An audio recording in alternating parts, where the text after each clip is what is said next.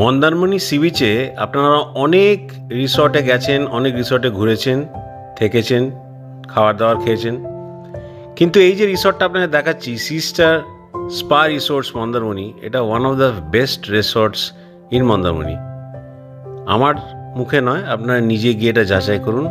আমি একটা এটার ভিউ আপনাদের দেখাবার চেষ্টা করেছি। আমি এখানে ছিলাম অনেক দিন, অনেক বছর ধরে এখানে থাকছি, প্রত্যেক বছরই যাই একবার করে, এইটাতে থাকি এবং অন্যান্যগুলোতে থাকি, কম্পেয়ার করে দেখি যে কোনটা ভালো কোনটা খারাপ।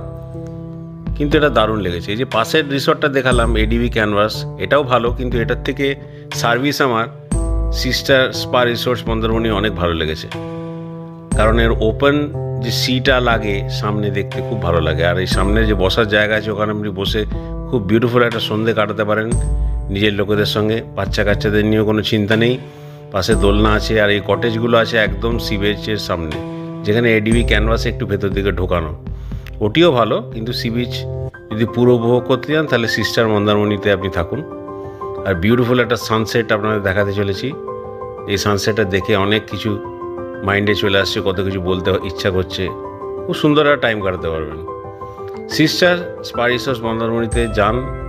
হোটেলস ইন মন্দারমণির মধ্যে এটা একটা one of the great hotel, famous hotel বলতে পারেন, এবং এখানে অনেক রকম ফেসিলিটি আছে। তাই এখানে কাটান সুন্দর টাইম নিজের বন্ধুদেরকে নিয়ে, নিজের ফ্যামিলিকে নিয়ে, আর নিজেরা খুব ভালো থাকুন।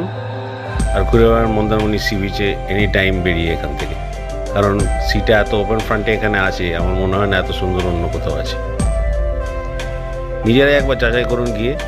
ব্লগটা দেখে ভালো লাগলে অবশ্যই সাবস্ক্রাইব করুন।